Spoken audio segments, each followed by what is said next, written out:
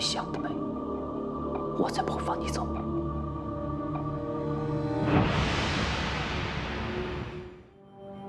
你不是喜欢养鱼吗？怎么在这里弄个鱼池啊？我原来是打算在这弄个鱼池的，可后来同学说，鱼儿应该自由自在地生活在江河湖海里，不应该被困在鱼池里，所以我就打消了这个念头。听了他的意见，弄了个喷水池。这么多年来，有多少女孩想要抓住穆家二少爷的心，结果都抓了把空。那个同学随便说了一句话，你就上心了？可能他和其他的女人不一样吧，不是一上来就想抓住我的心。你知道吗？那些对我百依百顺的女人实在太没意思了。应该是没什么挑战性吧？姐夫，真正爱一个人不是用来挑战的。我姐这辈子最大的一个错误，就是时时刻刻的想挑战你。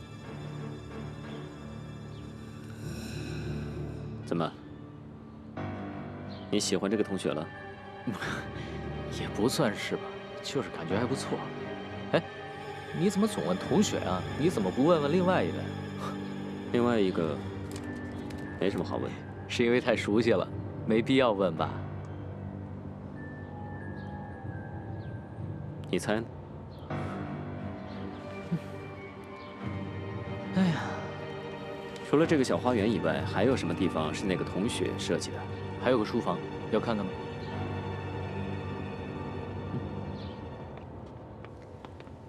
这个厨房啊，有点奇怪，风格和整个房子一点都不搭。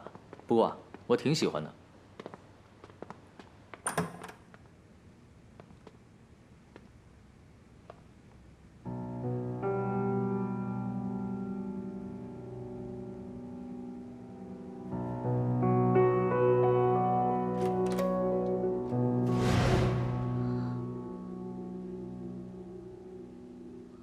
我回来了。回来就好。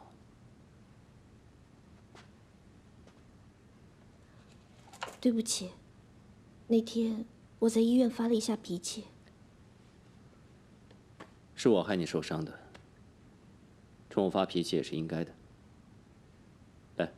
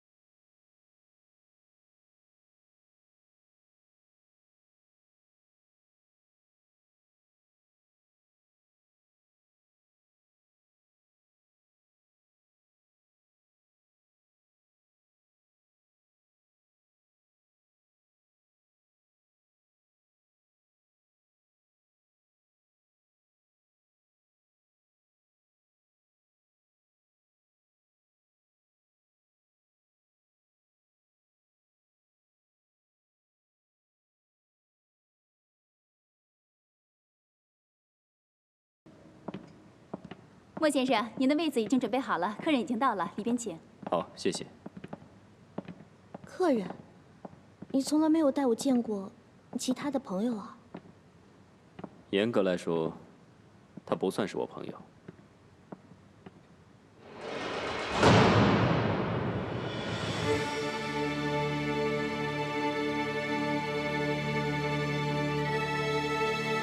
坐。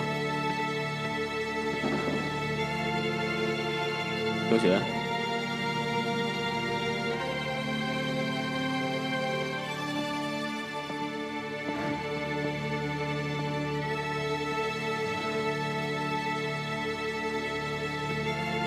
莫先生，可以上菜了吗？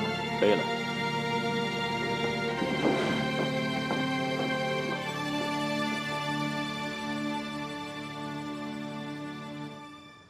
这就是我在家里跟你提过的餐厅。从这里望出去，夕阳的景色是不是很漂亮？这里跟我在去年爬珠峰的时候看到的景色相比，简直不值得一提。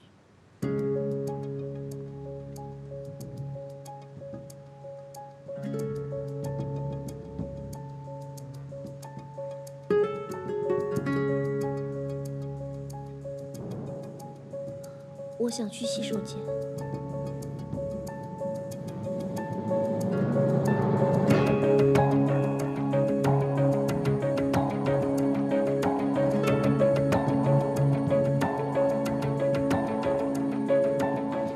你也该玩够了吧？下个月开始回公司实习。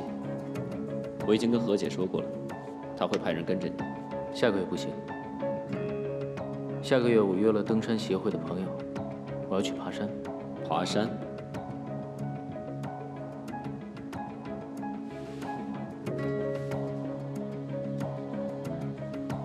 你记不记得去年你在珠峰登山的时候所受的伤？你这样做是对董事会不负责任的。有你对董事会负责任已经足够了，莫总。而且以莫总别具一格的处事手段，在远东集团稳如泰山吗？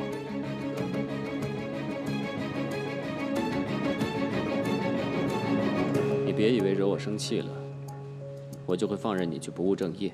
我告诉你，不管你用什么借口，下个月开始，马上回公司实习。到时候再说吧。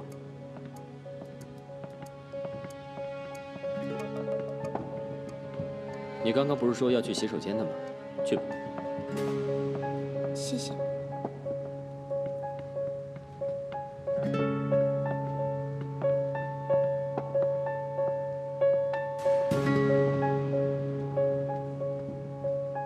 吃吧。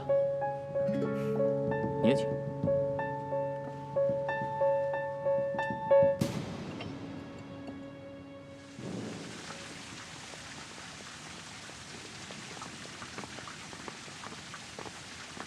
岳飞，实习的事情好好考虑一下吧。行了，姐夫，你费尽心思的想让我回去，可是我回去之后，我站在哪一边？我是站在我爸这一边，还是你那边？你姓穆，当然是站在你爸那边了。你还真不把我放在眼里。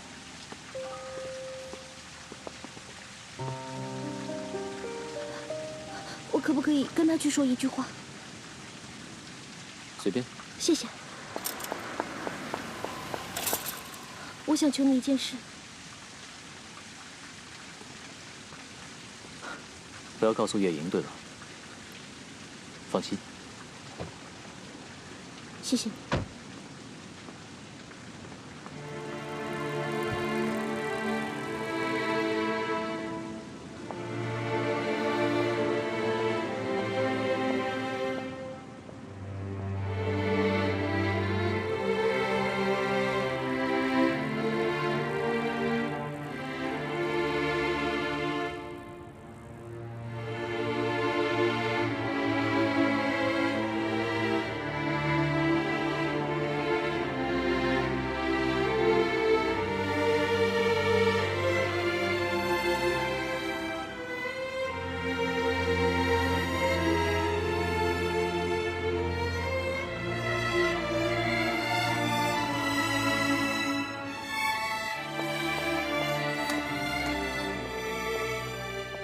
莫先生，童小姐回来了。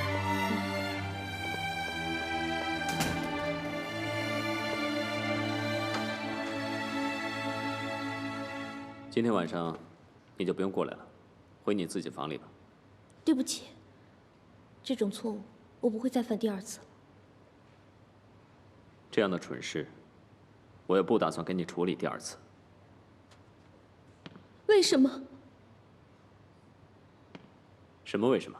如果我知道他是你小舅子，我就会离他远远的。你可以告诉我，为什么要用这种办法？我不这样做，他就不会知道你是我的女人。那你就不怕他告诉你老婆？你就不怕你老婆像对付苏珊珊一样的对付我？我怕谁呀？我不怕穆振飞，我更不会怕你那个初恋男朋友。如果你们再敢见面的话，我会让你们都不好过。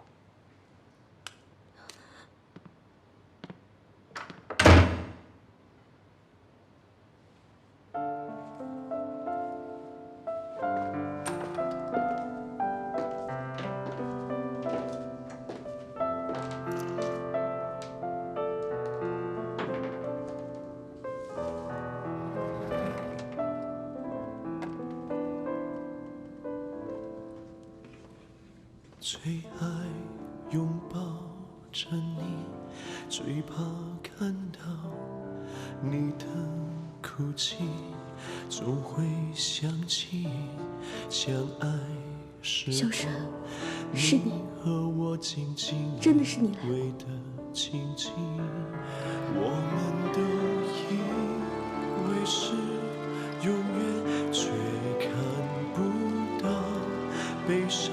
明天我就搬走，要么跟我离婚，要么我们就痛苦一辈子。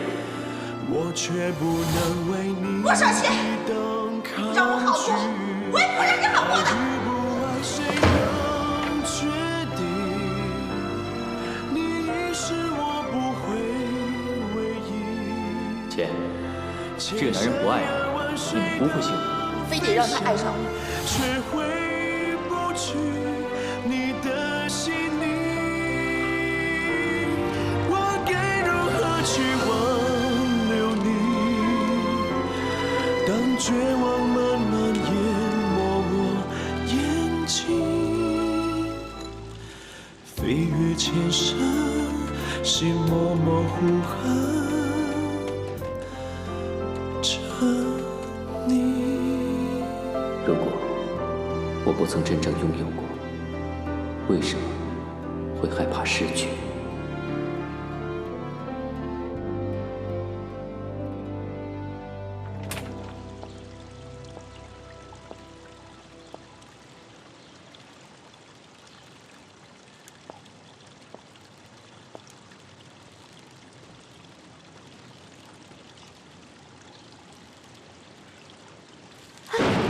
你别碰，你别碰，谁都知道你是什么样的人，真脏。不，我不是那种女人，我不是那种女人。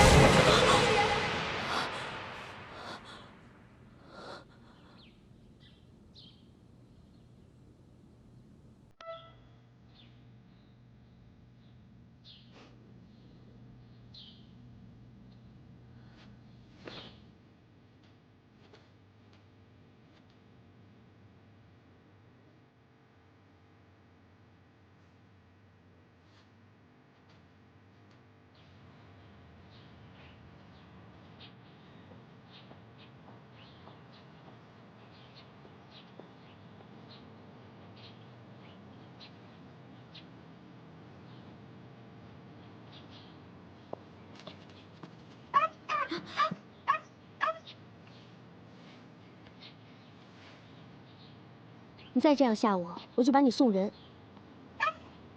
你也知道怕了？嗯？怎么？被恐吓了？我随便说说而已的。来。原来你也会害怕的。嗯？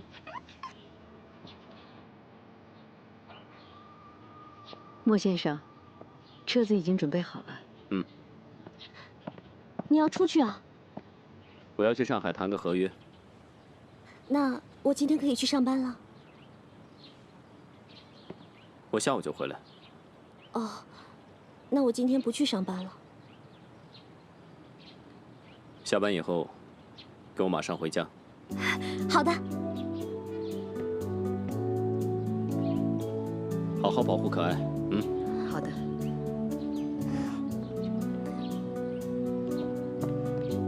你慢慢吃，我先走了。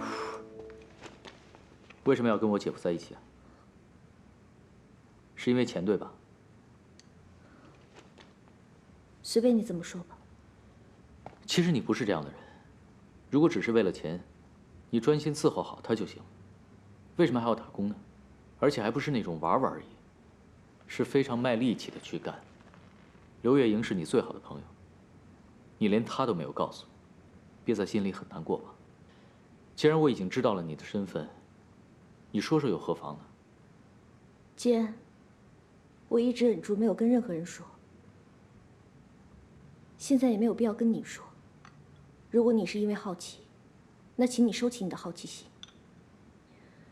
我只想说的是，这一切都是我自己的选择，我不怨任何人。或许我可以帮你呢。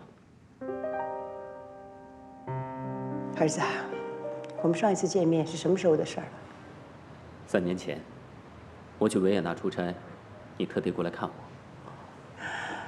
已经3年了。你什么时候回来的？怎么回来也不告诉我？听老陈说，你对这间餐厅情有独钟，为什么？我和你爸离婚的事儿，你到现在还没办法释怀。你不是从来不想提起这件事的吗？怎么今天反而主动提起来了？我不提，是因为我认为过去已经过去了，人应该要往前看。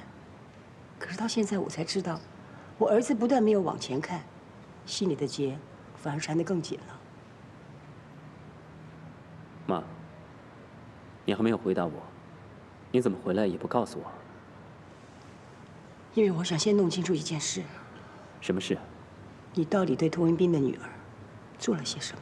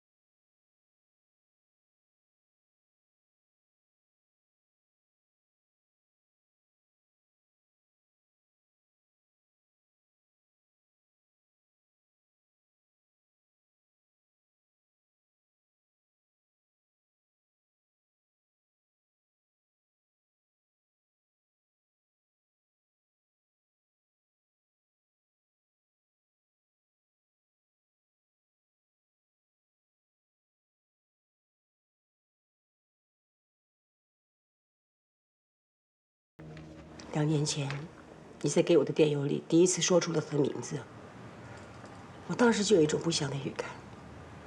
可你后来再也没有跟我提起过他，直到上个月，你又再提起他，你说是他欠你的，这笔债应该由他来偿还。我追问你到底发生了什么事儿，你却又绝口不提了。所以我想，我必须回来了。我没有对他做过什么。是吗？那么上个礼拜，不是你把他弄得一身伤的吗？古医生是你爸的至交，你当然会把他往古医生那送。正好那天我刚回来，也到古医生那做常规体检，就这么碰上。当然我没告诉他我是谁。他怎么说我？我问他，那个人是你男朋友吗？他说不是。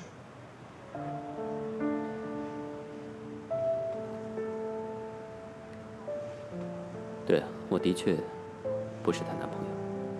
那么你是他的谁？那你为什么不自己去问他呢？既然你回来是为了他，就算你们没有在医院碰上，你也会千方百计去找他的吧？如果你认为我回来是为了他，那你就错了。我回来是为了我的儿子。你要报仇，你要不择手段地拿回失去的一切，可以，都没问题。可是你如果把仇恨发泄在一个无辜的女孩身上，那你就走偏了。我不能看着我儿子一条歪路走下去。妈，我跟他之间的事，请你不要问，也不要管，好不好？你想我不管不问，我当心将来后悔的是你。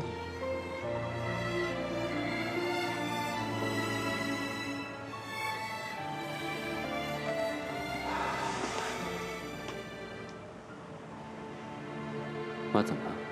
不舒服？没有，有点头疼。这儿怎么到处都是这种花呀？这花的香气太霸道了，真让人受不了。那我们走吧。你还没回答我呢。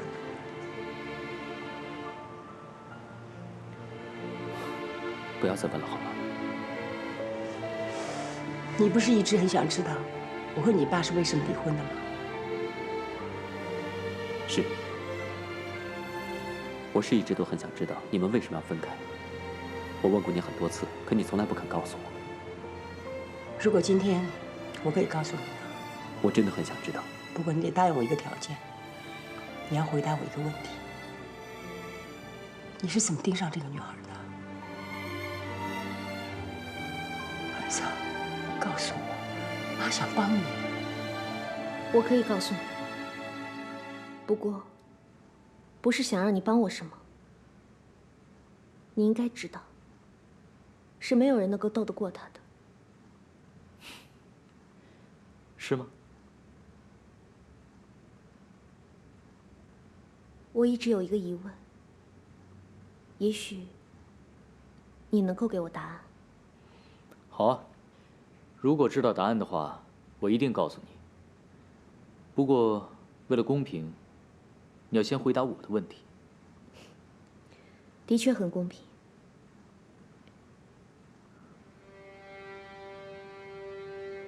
大二那年，我父母车祸过世，舅舅把我接到了家里。舅舅家境只是小康，还有个女儿也要读书。我于是到了一间餐厅打工，想挣点学费。来了，那我去给您倒杯水吧。餐厅里的人都知道这个客人，因为他每次来，一坐就是大半天，除了点单和买单，一句话也不说。他总是很安静，一动不动的，安静的好像根本就不存在，却又让你每一分、每一秒都感觉到他的存在。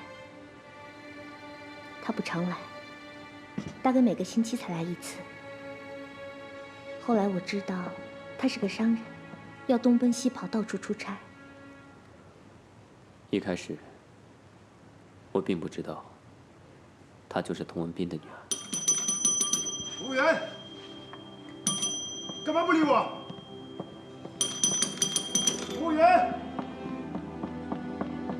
先生您好。你们什么服务态度啊？喊你们干嘛不理我？对不起，可能他在忙。您有什么事啊？你们什么餐厅啊？昨天太咸了，今天太淡了，咖啡还是苦的。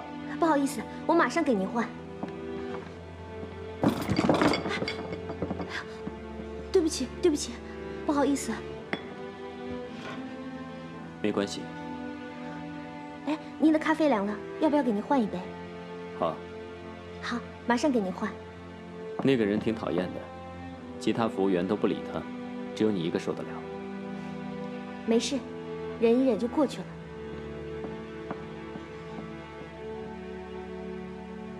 没事儿，忍忍就过去了。没错，这是你父亲生前经常挂在嘴边的话。我爸是白手起家，一开始的时候什么都没有，到处遭人白眼，我看着就很生气，很难过。可爸爸还是会笑着跟我说：“小千，没事，忍一忍就过去了。”后来他生意做上去了，发达了，这句话还是经常挂在他嘴边，可口气已经不像从前的委屈、忍忍，而是扩大。没错，这就是我的爸爸。他也忍得太久了，忍了10年。他忍了10年。你不知道他家里的事啊？我不知道，我没问过，他也不会说。我宁可对他一无所知，尤其是他的太太，我假装不知道，他是个有妇之夫，这样的话，我才不会觉得自己有那么的脏。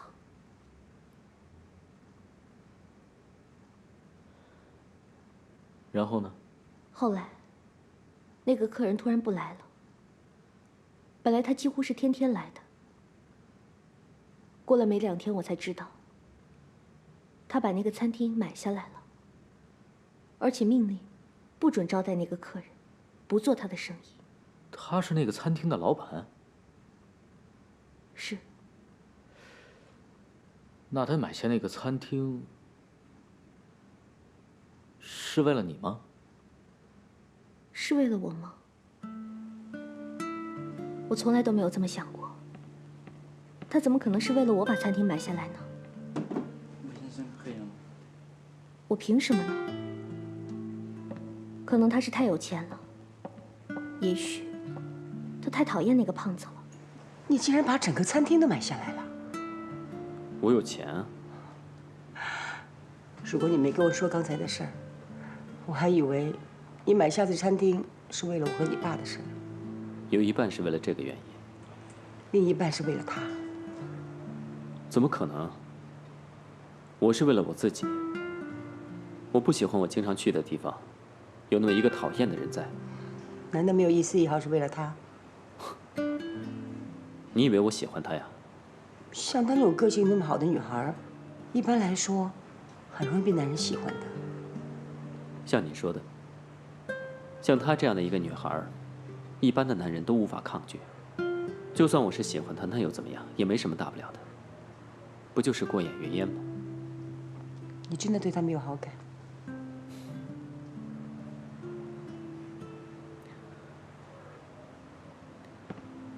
对，我承认，她的确是有一种让人很舒服的感觉，永远脸上挂着笑容，但同时又很安静，安静的让你几乎不会察觉到她的存在。可当你需要她的时候，她就会出现。当你咖啡凉了，她就会过来问你，要不要换一杯啊？当我准备离开的时候，他会及时跑过来，问你是不是要结账，仅此而已。你到现在还是这家餐厅的老板？一直都是。难怪还没关门大吉，原来幕后大老板是莫总。其实啊，这餐厅的生意真的不怎么样，这几年来，我一直在亏本。你竟然肯做亏本生意？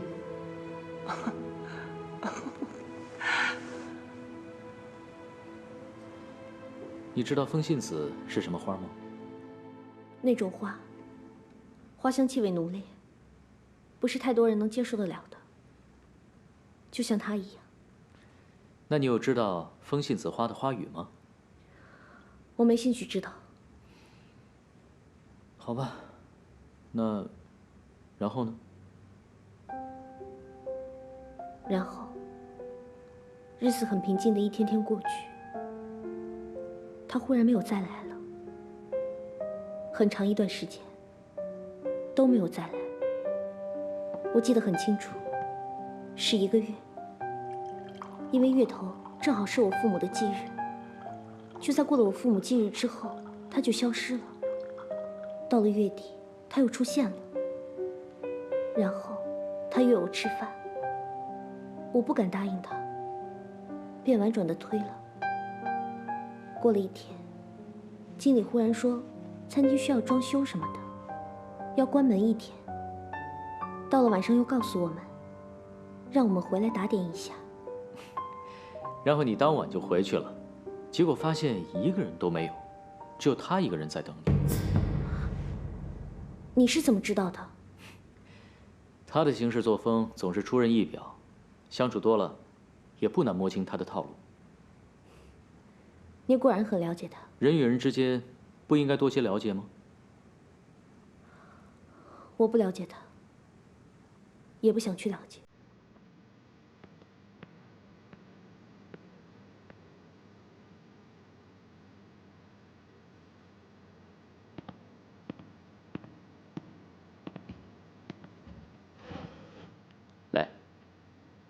当时我整个人几乎快傻了。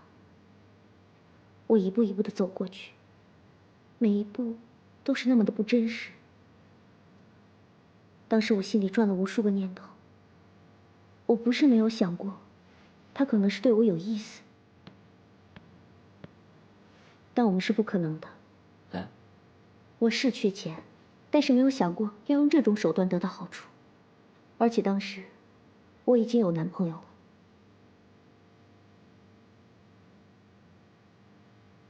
不用客气，吃吧。然后我们开始聊天，他问了我很多，我的工作、学业、家庭背景、梦想。他是那么的儒雅、含蓄、博学、有礼。我知道，今天是你的生日，生日快乐。你怎么知道是我的生日？哦，你是老板，当然有员工的资料了。拿着吧。谢谢。这个是……打开来看看，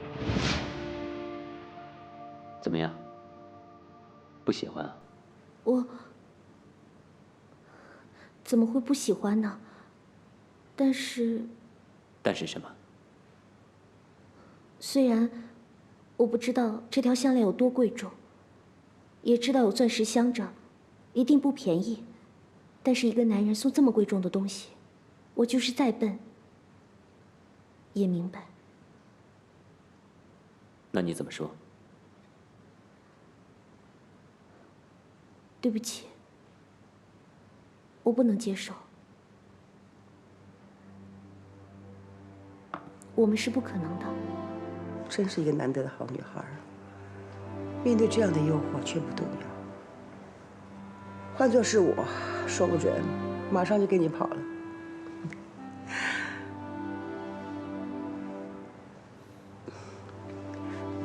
你是终于知道了他的身份，才准备出手的。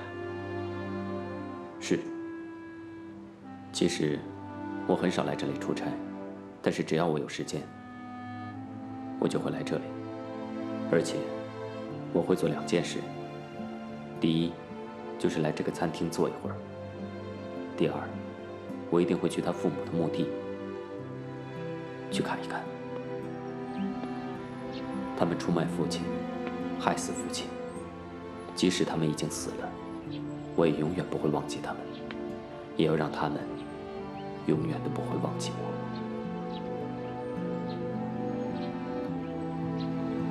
然后，你就马上去查他的身世了。是。当时的心情怎么样？很失落。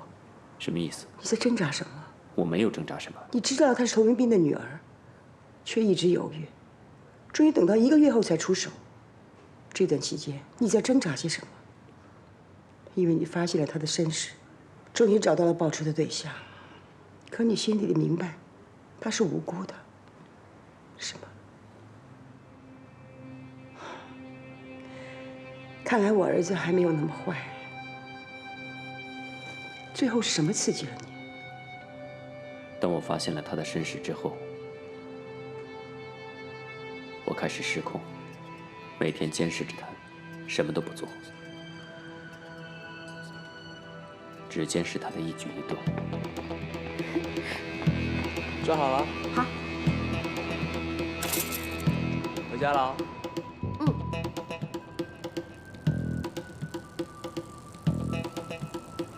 你说的对，当时我还不知道该拿她怎样，直到有一天，我看见了她和男朋友在一起。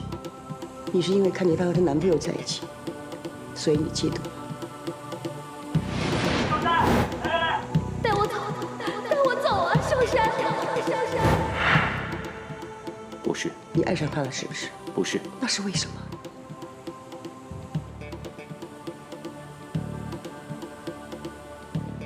那是因为我受不了，他还能活得那么开心，既然我一辈子都不能幸福，那凭什么他就能幸福？那为什么这里摆满了风信子？连餐厅的名字都改作风信子。风信子代表什么？爱情、嫉妒、悲伤、怀念，还有赌注。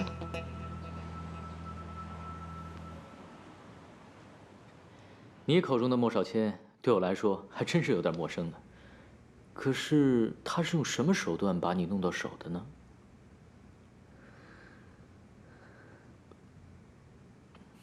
对不起啊，我说话有点重。无所谓。整件事情本来就很肮脏。那顿晚饭之后，我就辞掉了工作。他也没有再打过电话给我。我以为整个事情就这么结束了。不知道从什么时候开始，家里的气氛开始变得不对劲起来，就连平时活泼可爱的表妹都一反常态的沉默下来了。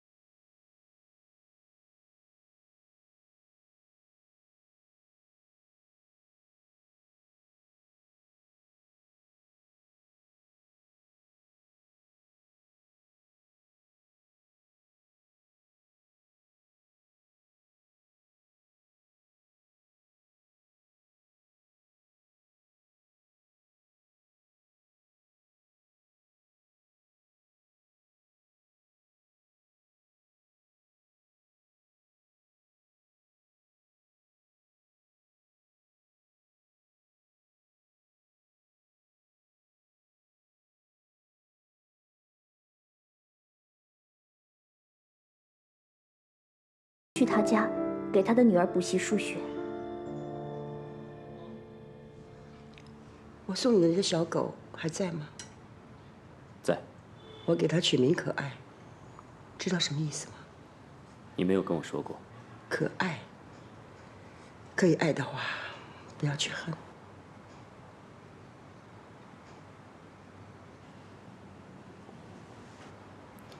妈，如果你知道我用什么手段去得到他的话，你就会知道我没有爱上他。你爱一个人，绝对不会用这种手段。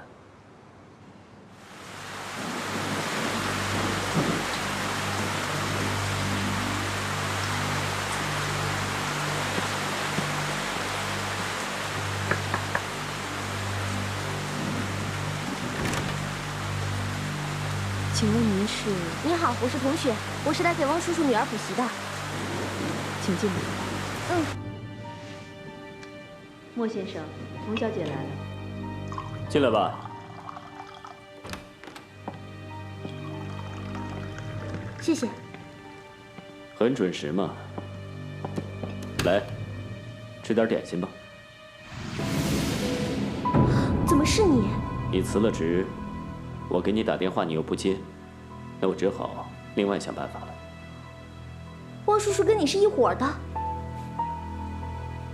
我很感激他帮了我一个大忙。莫先生，我以为我上次已经说得很清楚了。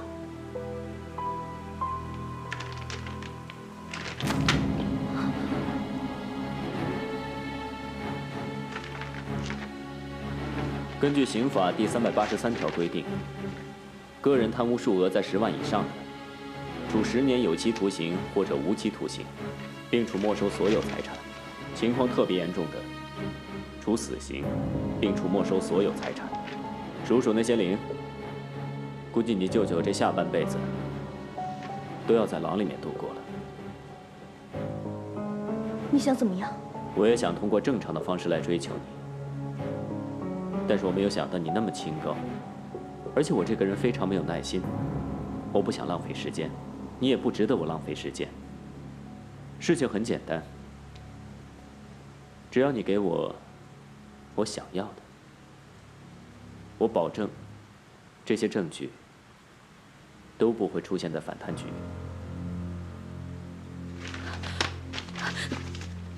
丝都是复印品，丝不够，我这还有呢。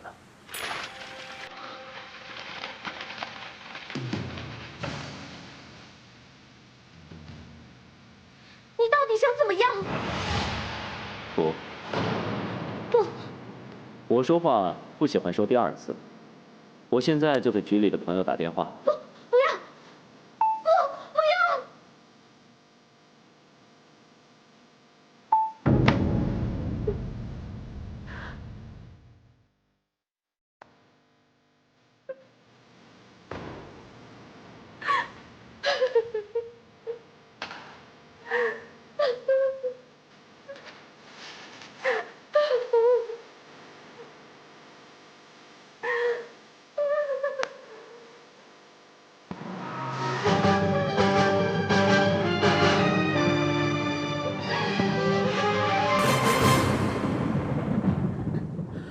我不想再说了，我真的不想再说了。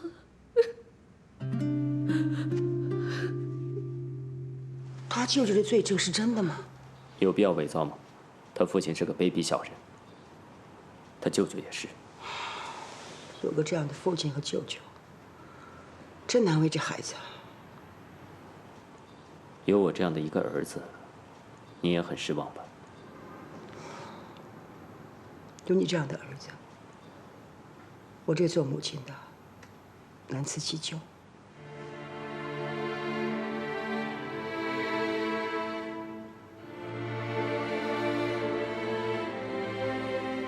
不要用这种可怜的眼光看着我。这一切我无从选择。其实，我也可以不管舅舅的死活，可是我做不到。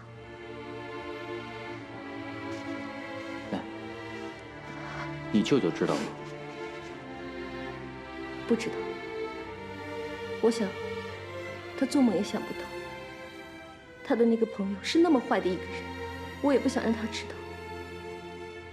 他是我唯一的亲人。你自己有什么打算？如果他一直不肯放你走，你怎么办？不会。他总有一天会放我走的。怎么说？他不过是拿舅舅来要挟我。只要舅舅不在，他就什么都不是了。我会把舅舅他们都送走。只要他们愿意，我会把他们送出国。你是说去移民？那需要很多的钱啊。他心情好的时候，就会送我戒指、项链什么的。他那么有钱，送我的东西都价值不菲。我也不会装清高，他送给我，我就收下。等我凑够了钱，我就偷偷的把戒指、项链都卖掉，然后把舅舅他们都送出去。前2个月，他送了我一只很大很大的红宝石戒指。可是那天发生了一些事，我很生气，没有收下。之后还后悔得不得了。不过还好，最后那个戒指落在了我舅妈的手里。怎么回事啊？我不想再说了。反正到了那一天，我把舅舅他们都送走，我就会离开他。如果他肯放过我，我会感激他；如果他不肯放过我，那就同归于尽吧。真没看出来，你也会深谋远虑啊。当你跟着一个魔鬼生活了2年，你多多少少也会学会一些手段吧？你会帮我保守这个秘密吗？我为什么要说出去啊？谢谢你。那，你心里到底有什么疑惑呢？他为什么会选中我？我只是一个再普通不过的女人。我也觉得奇怪。我的意思是，从一个男人玩一个女人的角度来说，你不是一个极品。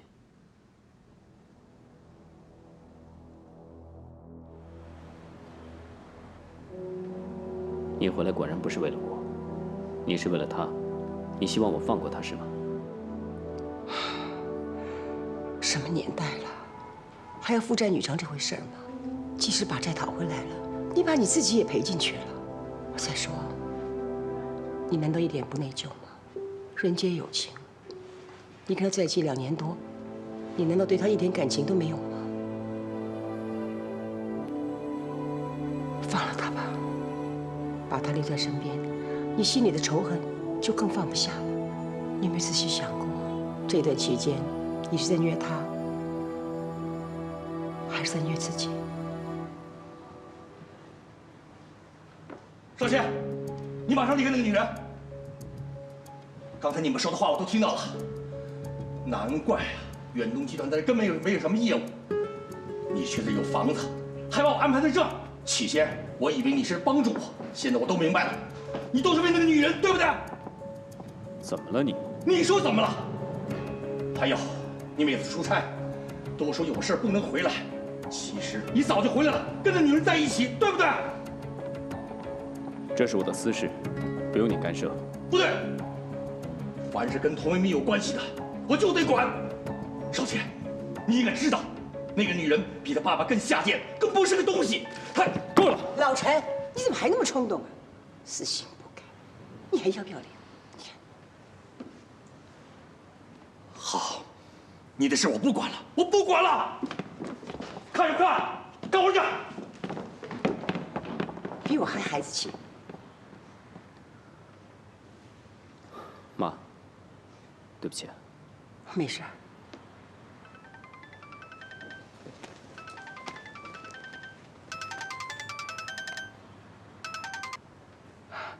约了朋友，在催我呢。那我送你去吧。好。我开始也以为他只是看上我什么的，后来我觉得不是，我觉得他是讨厌我，甚至是恨我。恨你？我觉得他是恨我，我也不知道是什么原因。直到今年我爸死忌的那一天。你认识我爸吗？我爸是童文彬。童文彬？不认识，我也没听说过。你们那天到底发生了什么事啊？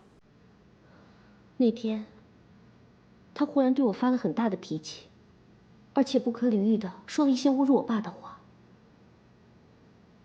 我在想，是不是和我爸有关呢？可是他并不认识我爸呀。你问过你舅舅吗？我想问，可是没有真的去问。我怕我舅舅会发现什么。你是真的一点都不知道？不知道。我以为你怎么说也是他的家人，好歹也会知道点什么。不过算了吧，像他这种把自己隐藏很深的人，谁知道他心里想什么呢？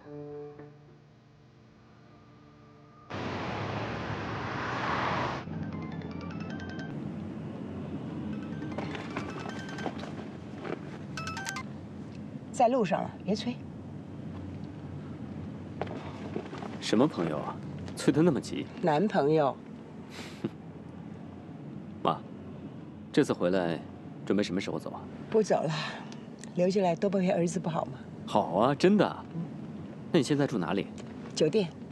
要不这样吧，我在这里给你买套房子吧。再说吧，住酒店挺好的，挺方便。少杰，妈，如果你是想劝我放过他和他舅舅的话，那你就别说了。10年前，我力劝你不要娶一个你不爱的女人，冲着我的话，当时你还不敢答应。可是后来我有急事要回德国，我叫你务必等我回来再做决定。没想到我一走，你就和他结婚了。你是因为生我的气，所以10年前也不回来喝我的喜酒。其实也无所谓了，不就是一场戏吗？有我演出就够了，不用你回来跑龙套。妈，我明天去上海出差，今天晚上一起吃饭吧。我不是跟你说了，我约了男朋友嘛，急什么？以后咱们有的是时候聚聚呢。妈，那我呢已经回答你的问题了，你能不能告诉我，当年为什么你和我爸分开？我到了，老马，停车。好。我还赶时间，等你出差回来，我再告诉你。我答应你的，一定会做到。那你至少告诉我，是不是因为有第三者呀？如果真有第三者，第三者就是你。好了，回来再说啊。妈，自己小心啊。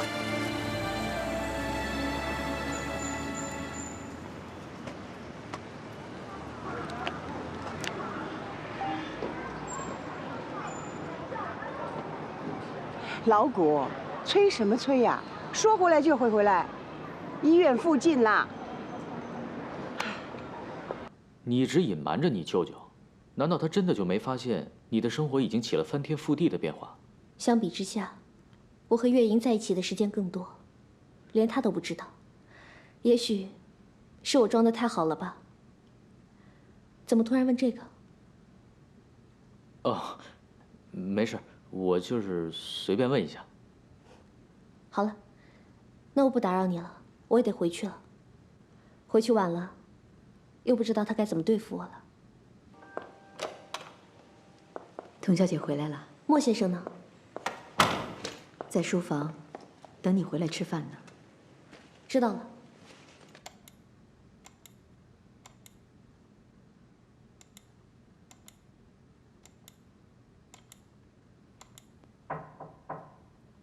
少谦，我回来了，可以进来吗？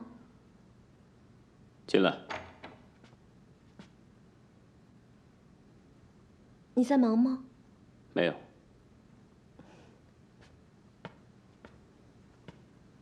对不起，我回来晚了，还要让你等我吃饭。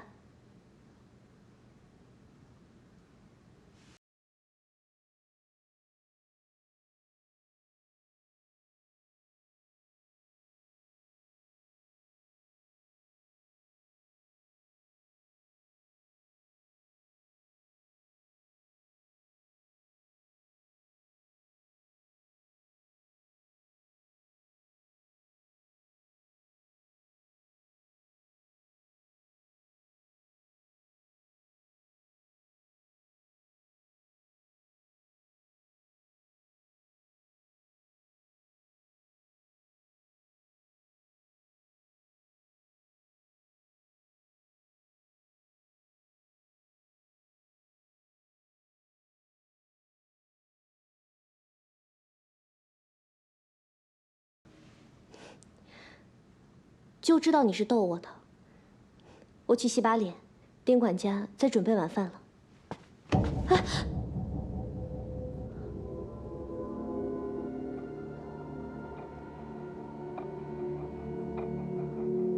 怎么了？你想得美，我才不会放你走。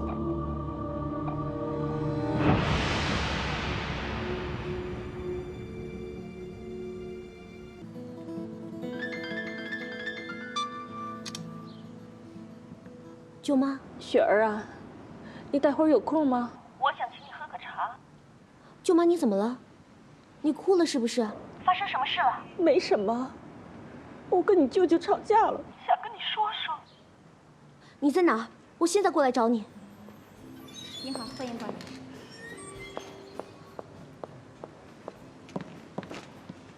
舅妈，舅妈发生什么事了？还不是为了你那个戒指？戒指？哦，就是那个。对啊，就是你男朋友送的那个。我先问你一句话，那枚戒指是不是你男朋友亲手送给我的？它就应该属于我，对吗？当然是了。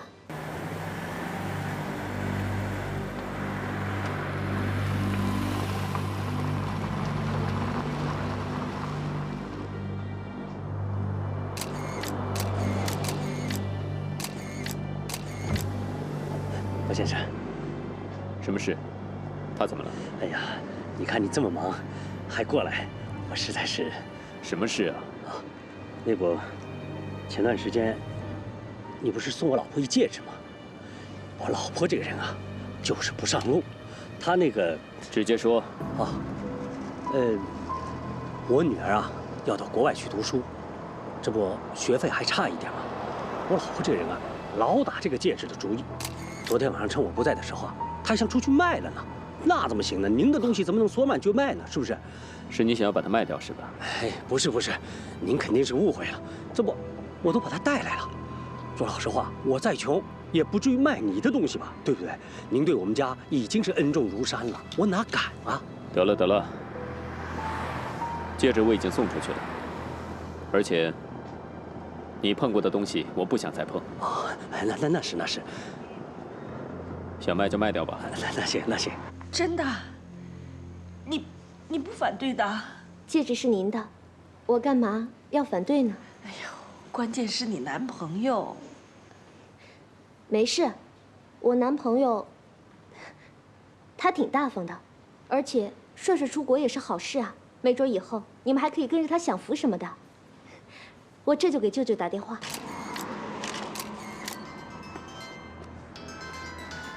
哎，雪儿，怎么了？哎呦，他去找你干嘛？他这人真是太不懂事了，这什么？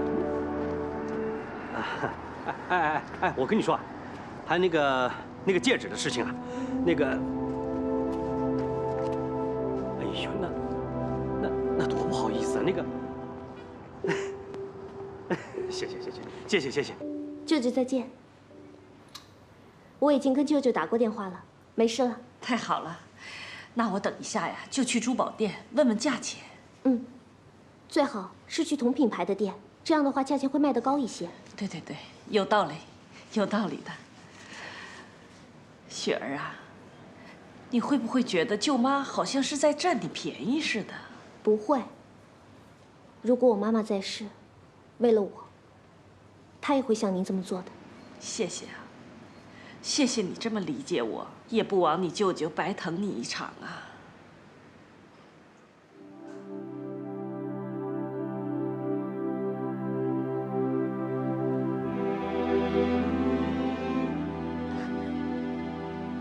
舅妈，您真见外了，我还没有好好的报答过你们呢。好了，那我先去上班了。哦，对了，舅妈。一会儿记得让舅舅和你一起去珠宝店，那戒指挺值钱的，别一个人把东西带在身上。哎，知道了。那我先走了，你慢走啊。哎，你找的那侦探叫什么？亨利，怎么了？我在想这个人够不够专业。我就知道你不会相信我，非要见人家一次。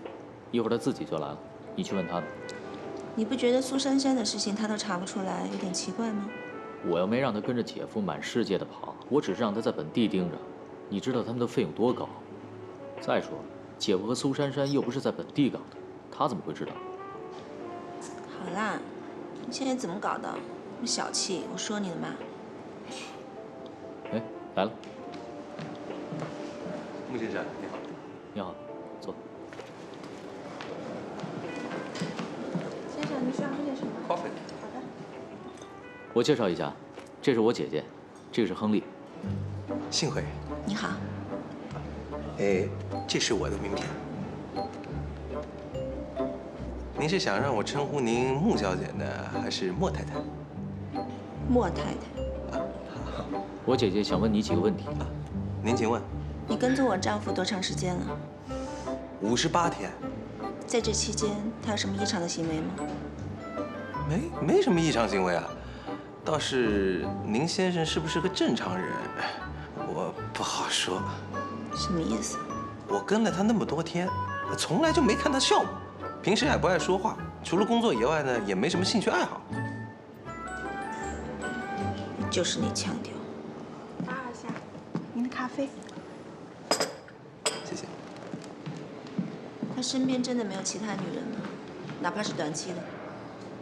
没有，跟他接触的都是生意人。当然，以莫先生的优秀，这投怀送抱的女人还是有的。可能他们不知道他是有太太的。不过莫先生都没什么兴趣。啊，补充一下，这莫先生啊，其实很少来这里。他离开本市之后呢，我大部分的时间都是花在调查跟他有过接触的人身上，包括那些投怀送抱的女人。我也拍了照，但后来发现呢，没有什么可疑的，我就把照片删了。毕竟不牵扯无关人士，是我们做侦探的职业道德。哎，姐，还有什么要问的吗？没了。好，那谢谢你啊，你可以走了。不好意思，太烫了，喝不了。哎，那我先告辞了哈。很高兴跟两位合作，期待下次继续合作啊。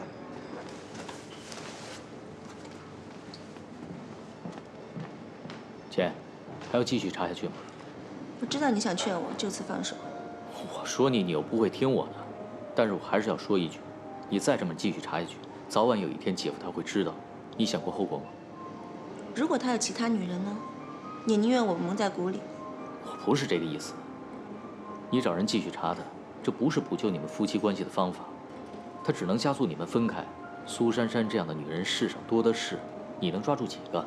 你想想，你是想抓住这些女人，还是想抓住姐夫的心？好吧，到此为止。怪不得爸爸说你比我聪明呢。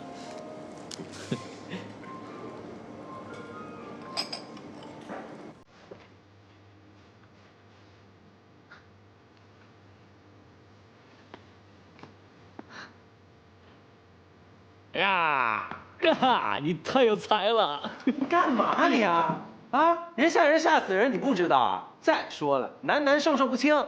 你知道吗？你表现的太精彩了，我昨晚还在担心你，一夜都没睡好。你也不想想，想当年在话剧社的时候，只不过是个死跑龙套的，我可是大红大紫的男一号，演技派。哎，还真有你！我昨天半夜才找你帮的这个忙，这才半天时间你就弄了个名片出来。名片拿来看看。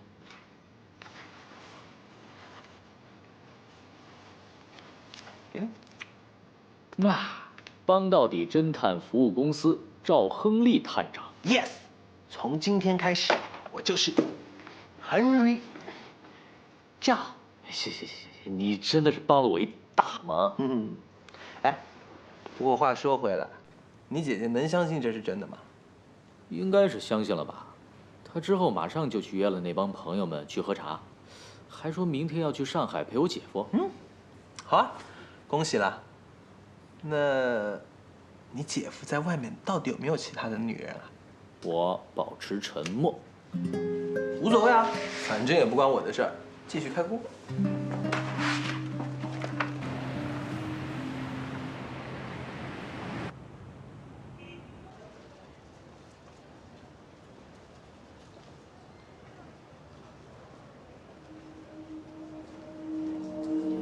你看，让你早点来，你不来。这都快关门了。哎呀，我不得在家做饭吗？我不做饭帅帅吃什么？再说了，本来你不同意卖的，这会儿又着急。好了，您好，请问有什么可以帮您的吗？我只是想问一下，您这儿回购首饰吗？我有个戒指啊，想出手。我们回购首饰的，不过要看过首饰的品相和市场价值，才决定是否可以回收。如果您带来了，我们可以先请珠宝师评估一下。带了。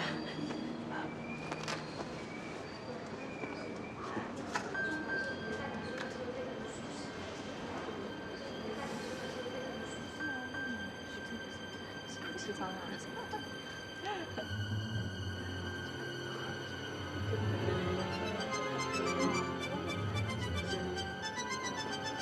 对不起两位，我先接个电话。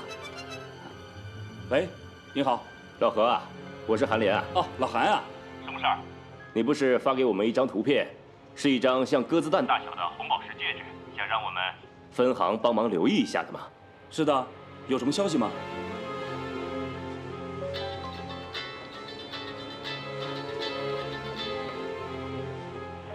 喂。啊，你好，莫太太。莫先生之前在我这里订的戒指，现在已经有人拿出来要卖掉了。你确定吗？我现在还不敢确定，因为戒指不在我手里。但是我分行的经理对我说，戒指跟我发过去的图片是一模一样。你们分行在哪儿啊？在滨江大道。啊，我正好在这儿。这样，你帮我安排一下，我要见这个卖家。好，那我马上帮你安排。莫太太，您还有其他的吩咐吗？没了，谢谢。啊，对了。你可以关注一下宏发科技的股票，下周一之前把它抛掉。谢谢莫太太。不客气。